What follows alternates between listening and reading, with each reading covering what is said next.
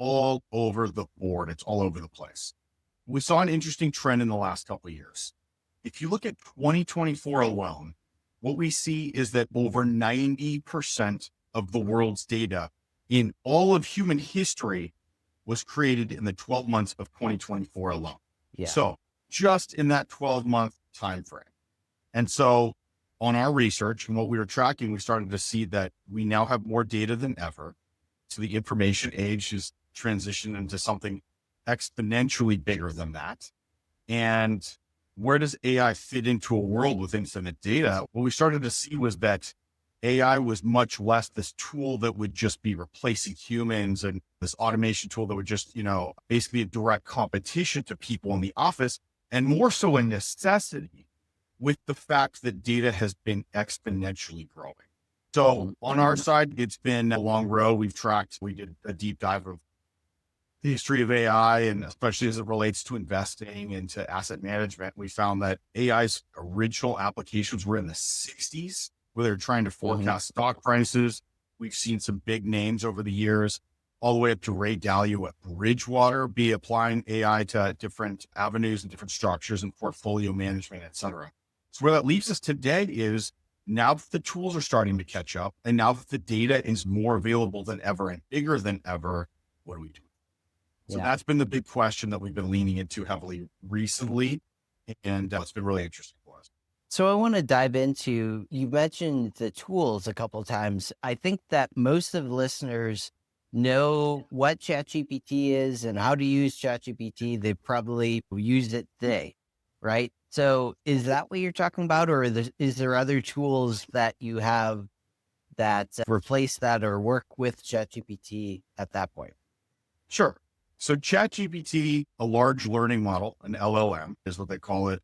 ChatGPT made big headlines, in my opinion, because it's so intuitive and user-friendly, right? It's just like a conversation. It felt like the next, in my experience and the feedback that we've continually gotten discussed, it felt like the next evolution of kind of a search engine, right? It was just more intuitive. It was able to compile data in a better way. ChatGPT, though, has its own limitations.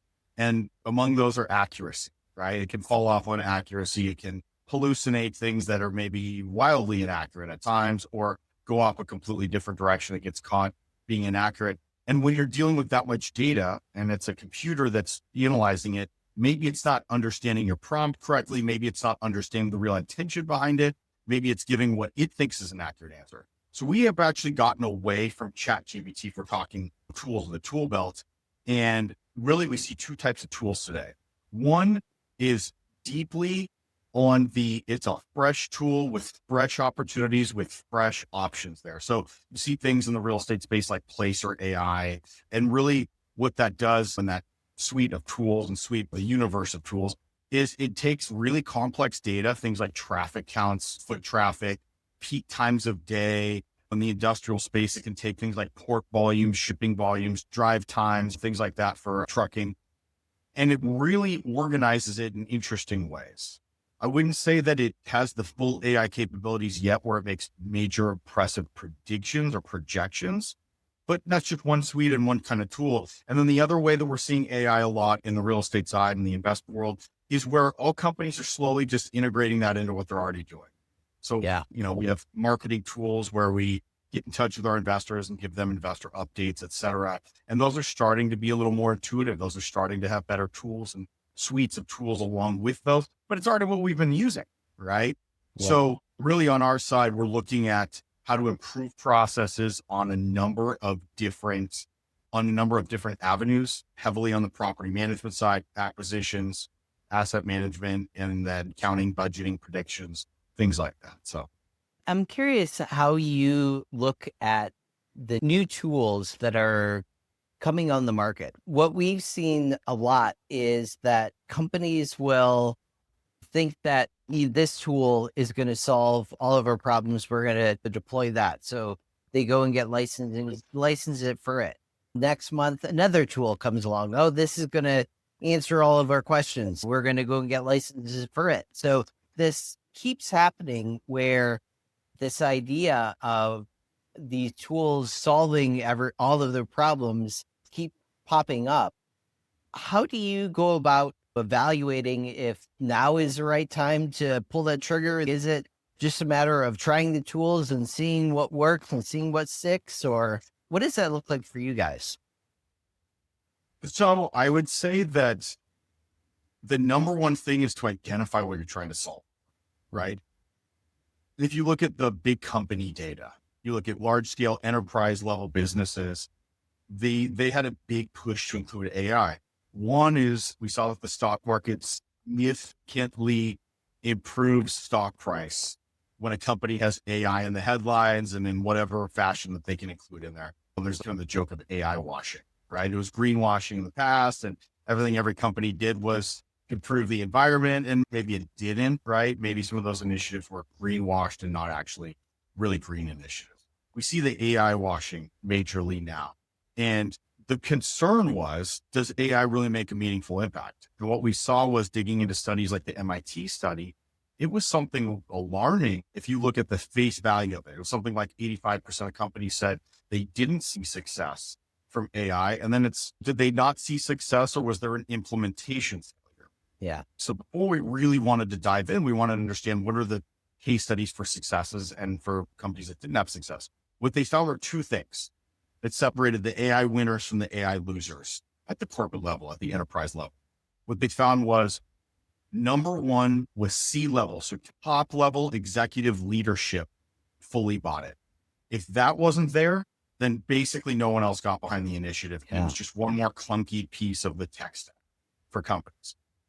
If the top level bought in, the next level or the next step was to really truly train and integrate AI with employees so that they knew how it would benefit them and how they could utilize it.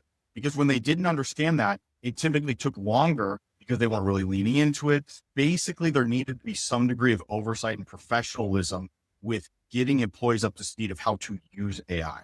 Mhm. So we're in this weird place today where AI has more capabilities than ever. There's still a lot to be desired, a lot that is coming up and it's continually improving. But without somebody that's there to navigate and integrate AI at a really high level, companies are running into issues there. So we leaned heavily into making sure that we have checked those boxes on our side and made sure that we have buy-in from the top all the way to the bottom. And then also that we have buy-in on a person by person basis, that they understand specifically how their role can be supported by AI.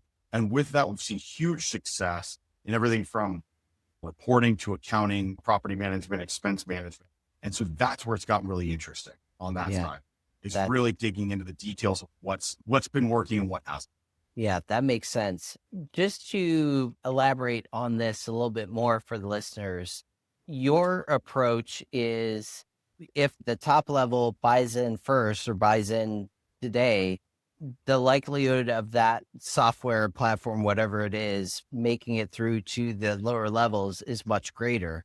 So does that mean that you guys are spending your time trying to implement or try out AIs? Like, who's the person who's trying to do this at that point? And is there I guess, a channel where maybe you have your lower level people trying things out and say, hey, this is doing this for me, try it out and see what you think? What does that look like as well? So we have a couple angles on it, a couple ways to do it. One is we have a Slack chat channel literally just dedicated. So we have a team channel dedicated to how we're applying AI, how we're some new tools and tricks and prompts and different things that we see along the way and ways to apply that. So it might spark a thought with someone else. Hey, I could apply this in this way, what I'm doing, etc.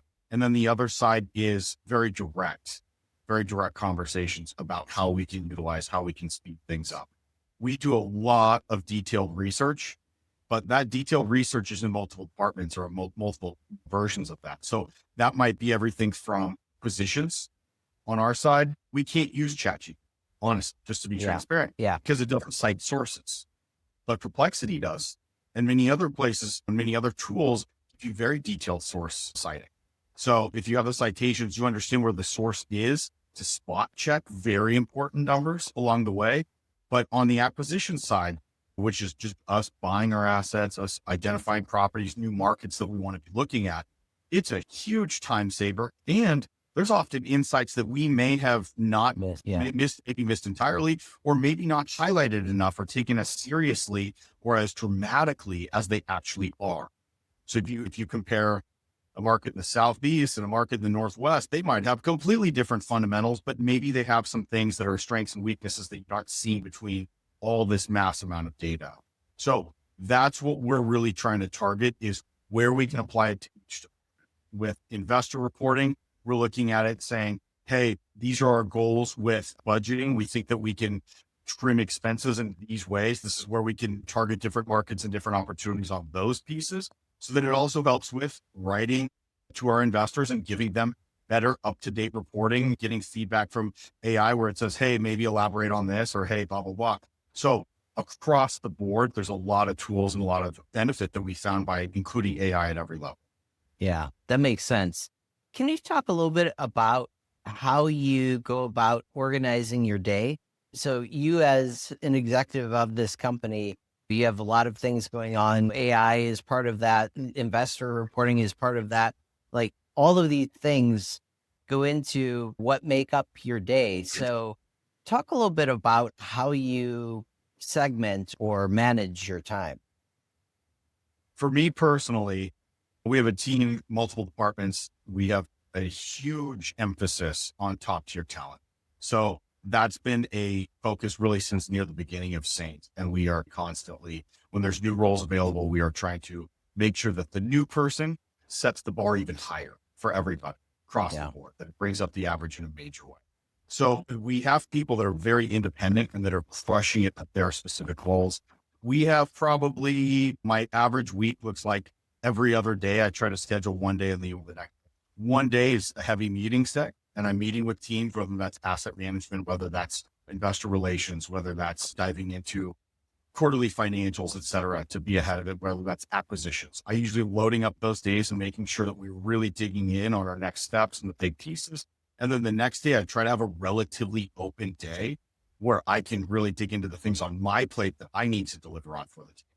So that's how I'm looking at my weeks, is really just a full block of meetings and team time, and then a full block, as much as possible, really, of targeted deep work time where I'm really getting into the most important things that I need to deliver on for the team. A lot of underwriting, a lot of deal approvals across the board. Sometimes it's leasing, sometimes it's high level things that my hand needs to do, that I physically need to be looking at. That's how I'm usually chunking through my week on that side. Yeah, that makes sense. Let's dive into the thing that got a lot of traction the last time, as well as your emphasis on data and your company's emphasis on data. Where we are right now, we're on this, what's going to happen next? The markets or the government just started reducing interest rates, 2 months ago, something like that, a month and a half ago. So can you talk about some of the things that you're watching, some of the things that you're seeing right now, what that looks like? Absolutely. Interest rate situation is it's very complicated. There's a lot of layers to it, but let's just cut through the noise and get to the real juice of it. The Federal Reserve has a dual mandate. They really only have two jobs. One is to maintain stable employment. Usually they're targeting an unemployment rate of roughly 4%. On the other hand, they are balancing inflation. They want to make sure that our currency, their capital markets are stable, and they're targeting an inflation rate of 2%. The last numbers that were reported, because again, we're in the middle of a government shutdown, so there's a lot of reporting that's not happening. The last point where we got real strong government level data on those two, we had unemployment at roughly 4.3%. So they were not hitting their target there. Yeah. And then inflation at roughly almost 3%. So they weren't hitting their target there either. Now that puts the Federal Reserve in a wonky place because they're 0 for 2, right? They're batting 0% approximately. Yeah. They had a tough decision at that point. Do we want to keep rates high with the hope to tamper down inflation? Or do we want to lower rates and really tighten up this unemployment and this employment world that we're dealing with today? What we saw them choose was to start lowering rates. Like you said, the last two Federal Open Market Committee meetings, they dropped rates in both meetings. And really, if you look at, they have something called the dot plot, which is the Federal Reserve being transparent with what they expect over the next 12 months, 24 months for rates. We see rates expected to drop by 1%. So 100 basis points over the next year. So they are being pretty transparent on the fact they plan to continue lowering rates along the way. Why is that? Okay, that's just kind of the face value of everything. Unemployment being 4.3% comparatively to inflation being almost 3%. You would think that they would lean into breaking down the inflation side and removing that risk. But what actually, if you peel back the layers of the employment world that we live in the US, the numbers are a little shaky. We've seen that after a lot of those numbers were edited, that we were averaging roughly 20,000 new jobs a month, where usually we're seeing hundreds of thousands of new jobs every month. And so it looked like, and there's other statistics, recent college grads having basically the worst job prospects and hiring prospects and highest unemployment rates, things like that, where new people entering the market, the job market, were having a lot of issues. We also saw that, I'm pulling this off the top of my mind, but I think it's roughly 25% of people seeking jobs couldn't find a job for 6 months or more. So now we're seeing long-term unemployment become an issue. Now we're seeing that snowball also add to the unemployment side. And then unemployment has been ticking up over time. So if we're seeing low job creation, we're also seeing really big cracks like long-term unemployment growing. And then we're also seeing new jobs being added to the market, or new employees jumping into the market, not being able to find jobs. That does not bode well for the employment situation of the United States. So that's likely why the Federal Reserve decided to start lowering rates, is to bolster the employment dynamics in the US and make sure that people can have jobs first. So it really looks like they're trying to avoid a recession. Probably the right move, but I still would think that inflation would be spiking up in the future, unfortunately. But it looks like they're trying to make sure that Americans have jobs over keeping the dollar strong. Yeah. And can you explain to people the correlation between inflation and jobs per se, like that, those two different levers that you were indicating before? Sure. That's a great question. I probably should have started there. So typically you see unemployment and inflation as a seesaw. That's the historical situation, right? Because if inflation gets too high, people are spending more, the lost money's higher. It means more people have more money and they're spending more. So they're bidding up the cost of things like eggs. They're bidding up the cost of things like rents on apartment building. Now they want a nicer apartment, right? So the cost of things is getting higher and higher. That's inflation. But usually with this higher inflation with lower unemployment, so if unemployment starts spiking, people have less money to spend. They have less money to bid on goods and services. So you start seeing inflation go back down. That's why it's typically a seesaw effect. So when the Federal Reserve has something where it has a situation where they're 0 for 2, that is rare territory. That is rare territory. The extreme version of that is stagflation, right? Where you have really high inflation and you have terrible employment. You have really high unemployment. So we saw that in the 70s. That led to all kinds of major issues, almost a decade of super high rates, the Federal Reserve really not having their arms around it. I don't think we're there today. I think we have a much stronger foundations in the economy. And I think that we have a lot more depth to our economy than we did at that period of time. But it's very alarming. And it's something that should perk everyone's ears up that follows economics and the economy closely, to see that both of those are above the Federal Reserve targets. So when they have to choose, they only have so many levers to pull. And right now, what they're doing is pulling the lever of lowering rates to make sure that unemployment goes down so that people have more jobs and the economy is a little more stimulated and a little more on track. Yeah. Has there ever been, and I don't know the answer to this, so I'm curious your perspective. Has there ever been a situation where both the interests and jobs both decrease as well? So like we have right now, they're both higher than the targets. Has there ever been a situation where both of them have been lower than the targets as well?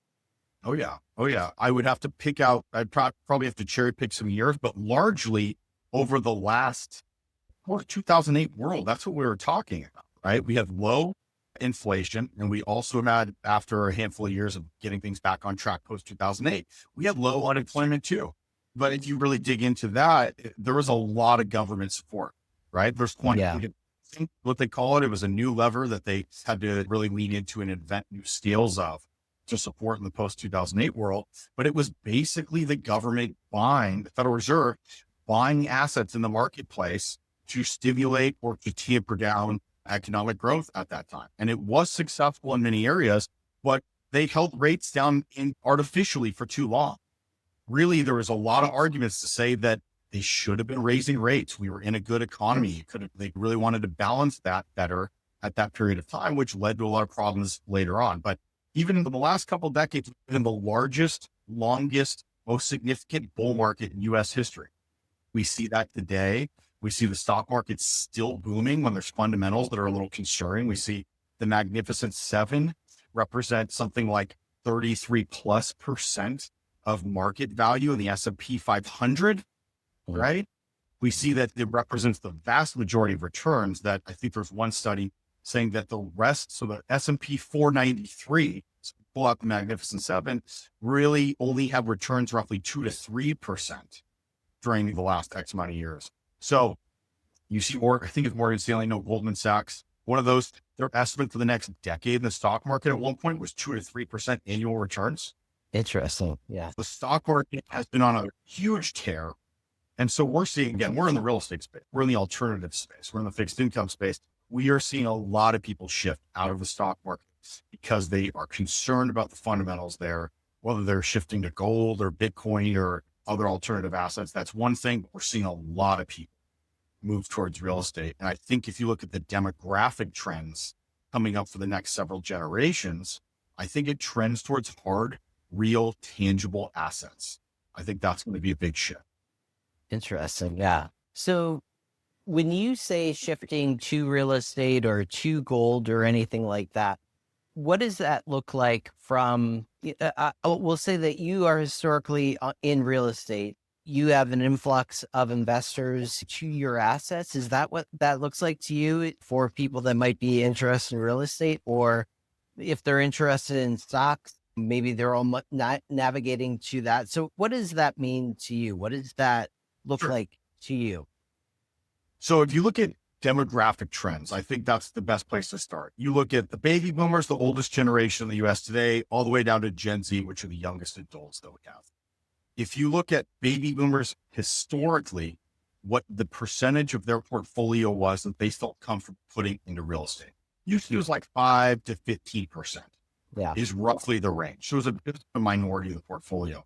By the way, the baby boomer generations who made the turns alternative and traditional markets, right? Traditional being stocks and bonds, and alternatives being real estate and a bunch of other random stuff that got thrown into that bucket.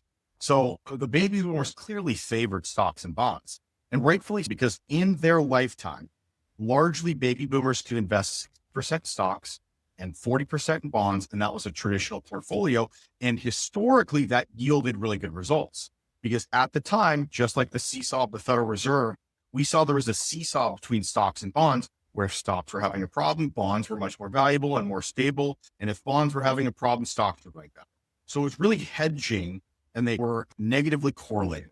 What we've seen in recent markets in the last handful of years is that negative correlation has gone away. So what that means for investors is historically where stocks and bonds really balanced each other out really well, that is gone. We've seen them work in tandem. So if one does well, the other's doing well. And if one does poorly, the other's doing poorly. That really changes the 60-40 portfolio dynamic. We've seen that really fall apart. So what that means for younger generations, you start getting into Gen X, millennials, Gen Z, each generation, from the numbers from the studies, each younger generation successively has a higher interest and higher trust level in real estate. If you go down to Gen Z, I believe the number is 3 times higher. Interesting. Yeah. That they want in their portfolio than the boomer generation. And with the baby boomer generation passing down roughly $90 trillion in net worth as they sadly pass over the next 10 to 15 years, we see that those dollars will probably be disproportionately allocated, meaning the people that inherit those monies are going to be putting them at higher percentages towards real estate. So what does that all mean? It means that real estate has a huge, high likelihood of success for the next 10 to 15 years as being a very positive asset class. And we're seeing the same. We're a niche, we're in fixed income in real estate, but we see real estate as an overall asset class being really positive for the next decade plus. Yeah, that's interesting. Can you talk a little bit about that correlation between the generations, if you will, the baby boomers down to young people Sure. today? How much of technology is wrapped up into this? Like we were talking about AI, and baby boomers probably, maybe they know the AI slogan, but they've never been on AI. They've never used AI. Whereas the new generation, try to get them off AI today, right? Try to make them use a different platform today. Can you talk about how technology is wrapped up in this entire mix as well? Does that make sense? Yeah. Oh, yeah. So there's the consumer level, and then there's the higher levels of who's using AI and how. The baby boomer generation is very unlikely to fully adopt AI in their life. It's just one, AI is moving so quickly. Like I remember when ChatGPT was really the only real game in town. Yeah. Now we have a whole bunch of versions of different large learning models like ChatGPT. Each have different unique advantages. You have Claude for copywriting. You have Perplexity for deep study, deep research. You have multiple different options to move away from just using ChatGPT on a daily basis. And then we have the integration of AI really at more of the large scale. Bridgewater being the first investment group to really harp on AI. They didn't have good returns from it. Okay. What about the new guys, the newer adopters like BlackRock, Blackstone? They have crushed it with AI and they've really integrated. And now that you're seeing it with investment banks, et cetera, they're finding a ton of success with it. So I think baby boomers will benefit from AI, whether or not they're the consumer. Does that make sense? I think AI becomes more ingrained in the economy overall, even if every individual in the economy is not personally using it as an interaction tool. But to your point, Matt, when we look at younger generations, you're seeing such a reliance and such an integration with AI on a social basis, as a personal basis, et cetera. Basically, it increases dramatically by each generation to the point where there are serious studies and discussions right now of Gen Z, their interaction level with AI being wildly unhealthy by some individuals because of the fact that they're having deep conversations about my friends are mad at me or my parents are mad at me or I'm having issues with jobs, and AI is becoming like this emotional support tool more than a research tool or a 2.0 search engine. So I think we'll figure out ways to find the right balance of that in the future. Although I'd argue maybe social media, we still don't have. Yeah, exactly. But I think that each generation will find new ways to apply it in unique ways. And as things progress, what I'm most interested in is big data processing power. We now have more data than ever. I think the US is still the world leader in AI. And I think that we should be very proud of that. We have access to the best chips and best hardware. We have some of the most innovative companies in Silicon Valley and throughout the US working on AI. But if you look at China, to give them credit, maybe half credit, because the reality is they have more data than we do. Because in the US, we have this thing called personal freedom and some degree of restrictions on surveillance and of citizens, et cetera. In China, that doesn't exist. So every time you buy a banana at the store, every time you pay for a parking ticket, or every time you do different things, that data is logged at a really high level. And if the government is pushing the initiative for AI, then they want all the data they can get because that allows them to process mass quantities, mass mountains of data and really pull out insights that are interesting. So although we don't have that in the US, I think the mass amount of data that we do have access to is really the juice here. I think AI will catch up to the data. And as it does, we'll wake up every day with better and better insights, how to be more efficient, how to make better decisions. So that's the number one thing. That's the number one thing that I have my eye on in kind of the new AI world, is how to pull the most advanced insights from this treasure trove of data that we're sitting on. Yeah, that makes sense too. Can you talk a little bit about what we should do with all of this knowledge. We have all of these things. We've talked about gold. We've talked about Bitcoin. We've talked about real estate. We've talked about all of these investment types. We've talked about different LLMs, different platforms. What should we do with everything that we have at our fingertips right now? I feel there's distractions left and right about different things that we should be doing.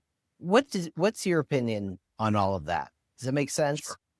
Yeah. And you can go down a black hole of technology today, just like data or just like social media or anything where it's too deep, right? You can just fall into it and get lost of the data or the static versus the noise or whatever the saying is. This is what I'd say. Define the objective, right? Don't spend, if you want to familiarize yourself with tools, I geek out. I have the same interest in just learning basic functionality and maybe finding something I don't know. But really the goal, I think at this stage of AI and what we're seeing, a lot of people apply AI at the highest value level is to find out what you're trying to do, right? Or if you know you're in your career, find out how AI can boost what you're already doing. For people that, on our team that are head analysts, especially, I work with her closely and she was early on just, hey, the AI tools, they're like at this stage right now, we're seeing this. And I'm like, use them all, honestly, use them all, double check the numbers. We have to be very clear on that and have to be 100% accurate, but use every tool that you can and you sort through whatever you think works best for you. We are not standing on ceremony where we want a human to be writing and researching and Googling and personally doing every single level of that. We want humans to having the most efficiency to do the most accurately. That was a case study there. It completely overhauled how she operates and her workflows, et cetera.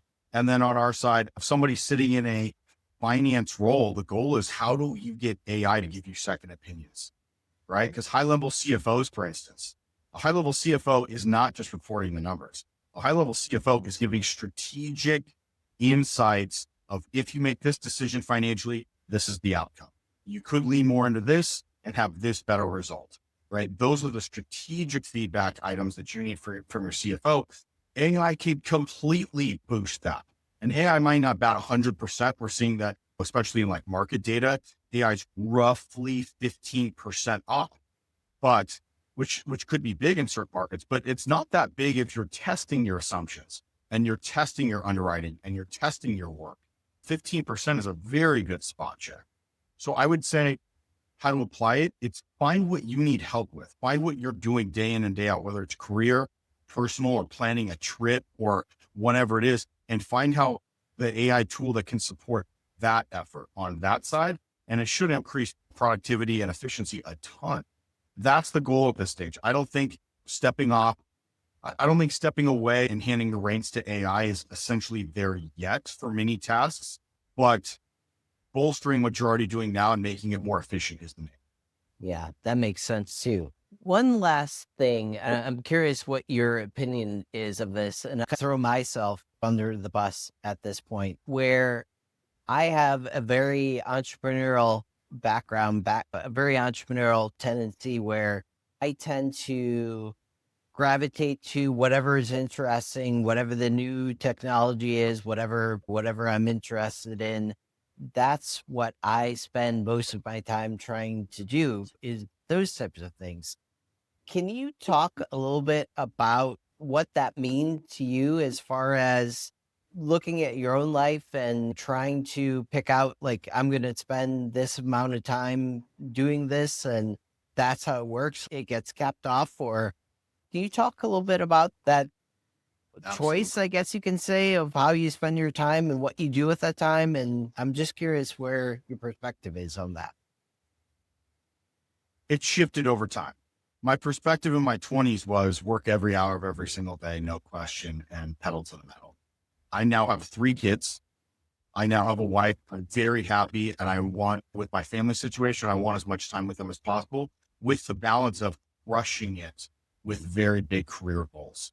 So what I've done, instead of parceling out as much and spreading a little bit in every place, is I've just removed 80% of stuff. Truth. So my daily life is extremely streamlined for what I'm looking for, what I'm trying to achieve. I basically go to the gym in the mornings. I do powerlifting as a hobby. It's probably the only hobby that I'm really leaning into and spending a lot of time on personally. I spend a ton of time in the office. I really do. I work hard. Usually I'm blocking my weeks in 6-day schedules at least, try to take my Sundays off and make sure it's a zero effort day or a really low effort, more of a social and connecting with the family. And then I carve time out every single night with my kids, my lady, to make sure that we are connecting and doing that. And if there's certain times where they have something special, I'm there 100% of the time. As far as splitting time in the office and saying the different buckets of what I'm focusing on, I have that extremely organized. I use a tool called, hold on, I'll take it right now. Yeah, this is really interesting. Yeah. I use a tool called Toggle. Okay. It's TOGL. And all it is a time tracker. It's literally a stopwatch for different categories of what I'm doing throughout the day or throughout the week. So I look at it and I go, am I spending too much time in this area? Am I spending too much time on marketing? Am I spending too much time on asset management or blah, blah, blah? The goal is to hit certain numbers in each category. And really the number one number and the number one metric I'm queuing for is to clean up, is to organize the schedule so I have enough time for highest level, highest value activities. That's what I'm blocking and tackling for. Things that provide growth, that take Saint to the next level. And so every other activity I'm making positive, I'm doing as 100% meeting the needs there. But the goal is to block and tackle so that I can focus on the highest value activities. That might be a negotiation one week. That might be working with marketing one week. That might be overhauling reporting one. But I know what those are. I have a very short list of my highest value activities. And all the timing that I do throughout my week professionally is just to block and tackle, to make positive the highest value, highest growth activities are what I'm focusing on with the highest value or with the highest amount of hours. Yeah. That makes sense too. Nick, this has been really interesting. You're one of the few people that we've had back on again, because we had a great conversation the first time as well. We'll do a third time as well. If people want to learn more about you or your services, how would they reach out and get in touch with you? The best way, we give a ton of information away for free. We are diving in on deep dives on economic topics, investment strategy, all kinds of things we're seeing in the world today. We give all that away for free if we're already doing the research. So if they want a ton of good information and good resources, they can check that out at saintinvestment.com/resources. If they wanted to learn how to invest with us and see what we're up to and how we're applying all this data and all these insights, they can check out what we're investing in at saintinvestment.com. Excellent. Nick, many thanks for your time today. Matt, always good to catch up with you, my friend. I'll see you soon.